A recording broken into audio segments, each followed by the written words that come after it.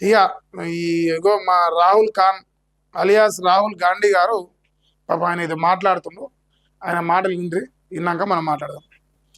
So Gen Z గొంతు నొక్కలేరని అంటున్నాడు ప్రధాని మోదీపై మండిపడ్డ రాహుల్ గాంధీ. సో మోదీని దూషించారని యువతిపై కేసు పెట్టడంపై ఆగ్రహం వ్యక్తం చేసింది. భావి తరాల విషయంలో జాగ్రత్తగా ఉండాలని సూచన చేస్తున్నాం. పరువు నష్టం దావా వేయాలి తప్ప క్రిమినల్ కేసులు లేంటన్న సిజేపీ. ఆందోళనకారులపై కేసులు పెట్టడాన్ని ఖండించిన సౌరవ్ దాస్.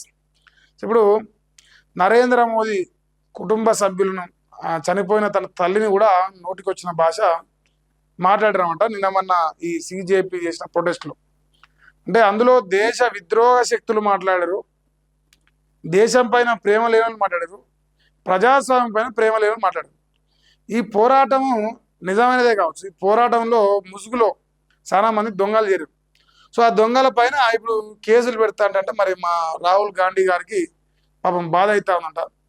ఇప్పుడు ఇదేంటంటే దేశం అనేది సుస్థిరంగా ఉండొద్దు, దానికోసం ఏమేమి అవకాశం ఆ అవకాశాలు మొత్తం వాడుకునే ప్రయత్నం.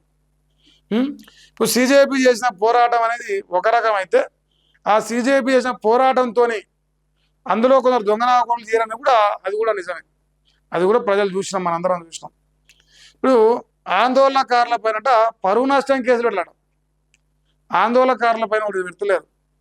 ఎవడైతే బల్బు మాటలు ఫకర్ మాటలు మాట్లాడో వాళ్ళపైనే పెడుతున్నారు. సో వాళ్ళపైన పరువు నష్టం కేసులు పెట్టాలి అని చెప్పేసి అంటారు. క్రిమినల్ కేసులు పెట్టదట. నాయన పరువు నష్టం కేసులు పెట్టాలా, క్రిమినల్ కేసులు పెట్టాలి, ఈ అంశం పక్కన పెడితే నరేంద్ర మోదీ తల్లి వరకు ఎందుకు వాళ్ళు వచ్చింది అనేది ఫస్ట్ సిజేపీ చెప్పాలి. ఇప్పుడు దాన్ని సమర్థిస్తురా పోని, అవును మా సిజేపీ పోలు ఇట్లా నిజంగానే చేసినాం, అది మా అండర్లోనే జరిగింది, మేమే దూషించామని చెప్పి ఒప్పుకుంటారు. అట్లన్నా ఇప్పుడు రాహుల్ గాంధీ ప్రయత్నం ఏంటంటే ఈ సిజేపీని సైడ్ ట్రాక్ చేసి నేను మెయిన్ ట్రాక్లోకి రావాలని చూస్తుంది.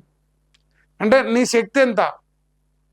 నరేంద్ర మోదీని 3 సార్లు తడపడి ఓడిపోయిన చరిత్ర తమది. సో నువ్వు నరేంద్ర మోదీ ఢీ కొట్టడానికి ఈ సిజేపీని వాడుకుంటే పెద్దగా ఫలించే అవకాశం కనిపిస్తలేదు. సో ఈయనట జెన్జీ గొంతు నొక్కలేరని అంటాను.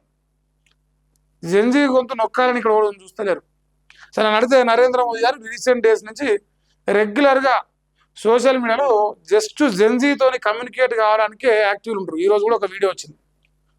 సో నా తల్లిని దూషించిన వాళ్ళని కూడా క్షమిస్తున్నా అని చెప్పేసి నరేంద్ర మోదీ చెప్తా ఉన్నాడు. వీళ్ళకి అన్ని మింగుడు వార్తలు.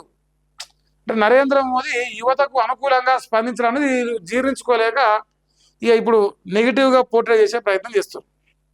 మరి నిజంగా మీరు క్రిమినల్ కేసులు పెట్టొద్ది అని మంచిగా ఉన్నాయి, కానీ మీరు పాలించే రాష్ట్రాల్లో అడుగుతున్నారు ప్రజలు. సరే మీరు ఢిల్లీలో లేకపోవచ్చు అని గలీలో ఎన్నో అక్కడ ఉన్నారు కదా, మీరున్న ప్రాంతాల్లో మీరు యువతతో ఏ రకంగా ప్రవర్తిస్తారు, మీరు ఏ రకంగా ప్రశ్నిస్తే అక్రమ కేసులు పెడుతురు అది కూడా అడుగుతురు. మరి ఈ రాష్ట్రంలో రేవంత్ రెడ్డి పెడతాడు అక్రమ కేసులు? ఎవడేం సుఖం కాదు కదా. యా కేంద్ర ప్రభుత్వం జెన్జీని అణచివేయాలని ప్రయత్నిస్తుందని కేసులు ఎఫ్ఐఆర్లు పేరుతో బెదిరింపులకు గురి చేస్తుందని లోక్సభ ప్రతిపక్ష నేత రాహుల్ గాంధీ తీవ్రంగా మండిపడ్డాడు. నీట్ పేపర్ లీక్ విషయంలో ధర్మేంద్ర ప్రధాన్ బాధ్యత వహించాలంటూ ఆందోళన చేసిన యువతరాన్ని మోదీ సర్కారు ఇప్పుడు బెదిరింపులకు గురి చేస్తుందని ఆరోపించారు. కాకరోజ్ జనతా పార్టీ ఆందోళన సమయంలో ప్రధాని నరేంద్ర మోదీని దూషించిందంటూ 25 ఏళ్ల యువతిపై పోలీసులు కేసు నమోదు చేయడంపై రాహుల్ గాంధీ ఎక్స్లో స్పందించారు. మరి ఏం చేయాలి? కేసులు పెట్టకపోతే వాళ్ళందరికీ ఇప్పుడు నరేంద్ర మోదీ తల్లిని తిట్టినా, లేదు రాహుల్ గాంధీ కుటుంబాన్ని తిట్టినా, అమ్మనా బూతులు మాట్లాడినా బొట్టు పెట్టి బొమ్మ పెట్టాలనా? చెప్పాలి మరి రాహుల్ గాంధీ ఏం సజెషన్ ఇస్తాడు ఆయన. సో మోదీ హోంమంత్రి అమిత్ షా బెదిరింపులతో మీరు జెన్జీ గొంతు నొక్కలేరు, ఆందోళన సమయంలో లాఠీ చార్జ్ చేసి యువత ఎముకలు విరిచేశారు.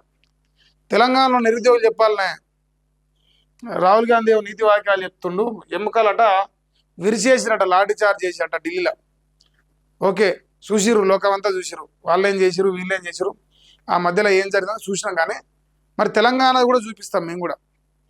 తెలంగాణలో కాంగ్రెస్ పార్టీ అధికారంలోకి వచ్చినప్పటి నుంచి ఎంతమంది పైన లాఠీ చార్జ్ చేసింది, ఎంతమంది పైన అక్రమ కేసులు పెట్టింది, ఎంతమంది రేవంత్ రెడ్డిని తిట్టారని ఎన్నిసార్లు కేసు పెట్టి. ఇప్పుడు అస్మా అనే అమ్మాయి ఉన్నది, ఆ అమ్మాయి మీద పెట్టని కేసు లేదు కాంగ్రెస్ పార్టీ.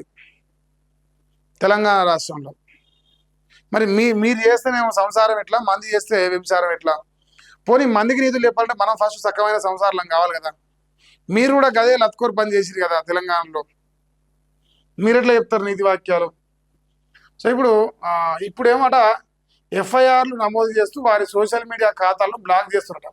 మీరు గతము యువతే దేశ భవిష్యత్తు అట. వారితో వ్యవహరించే విషయంలో చాలా జాగ్రత్తగా ఉండాలంటూ రాహుల్ గాంధీ హెచ్చరించండి. ఇప్పుడు అంటే రాహుల్ గాంధీ ఏమో యువత అంట, సో నరేంద్ర మోదీ ఏమో గతం అంట. ఎందుకంటే ఆయన సోరుడు అంట, 55 56 అని. ఆయన 60కి వచ్చినా ఆయన యువకుడే. నేను నన్ను అడిగితే ఆయన భూమి మీద ఎన్ని రోజులు ఆయన రోజులు ఆయన యువకుడే. ఎందుకంటే ఆయన లగ్గం చేసుకోలేదు కాబట్టి ఆయన ఎప్పటికీ యువకుడే. లగ్గం చేసుకున్నంత మాత్రం ఎప్పటికీ యువకుడేదా? సో రాహుల్ గాంధీ చాలా కష్టపడడు. వర్కౌట్ అయిందా లేదా మీరు చెప్పురే.